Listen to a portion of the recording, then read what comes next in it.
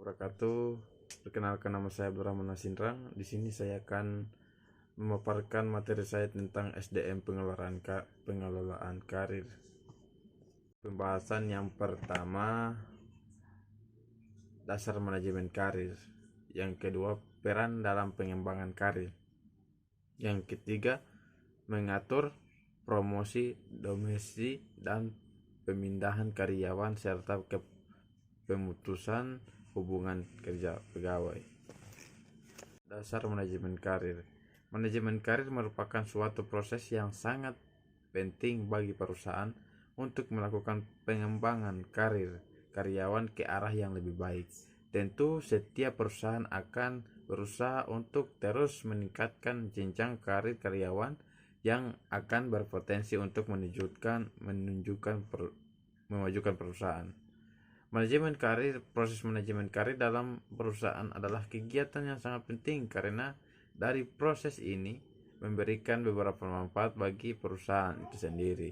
Di antaranya mengembangkan kualitas kinerja karyawan dan memahami manfaat dari membangun kerjasama dengan perusahaan, meningkatkan moral karyawan untuk proses pengaplikasikan karir merupakan di suatu organisasi atau perusahaan mengidentifikasi keterampilan, minat, dan tujuan karir. Peran dalam mengembangkan karir. Perencanaan adalah suatu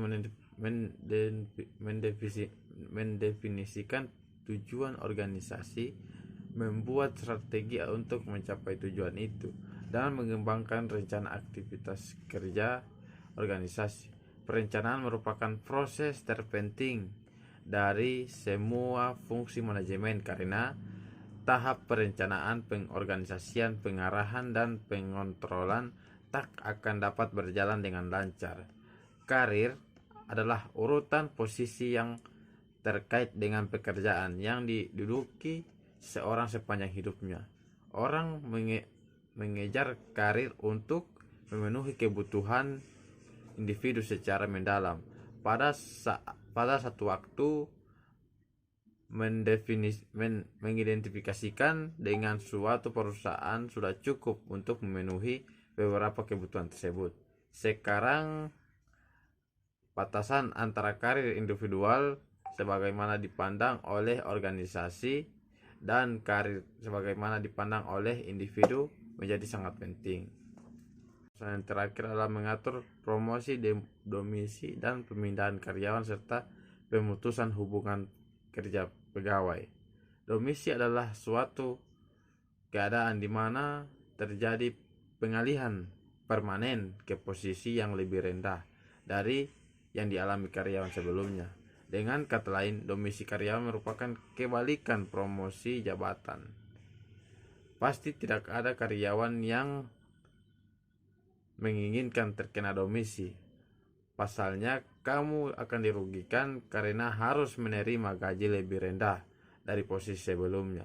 Domisi adalah proses di mana perusahaan akan menugaskan kembali karyawan ke status dan tanggung jawab yang lebih rendah dari posisi sekarang. Terdapat beberapa kondisi yang menyebabkan karyawan didomisi oleh perusahaan secara hukum. Oke, itu saja presentasi dari saya. Lebih dan kurangnya mohon maaf. Wabillahi taufiq wal hidayah. Wassalamualaikum warahmatullahi wabarakatuh.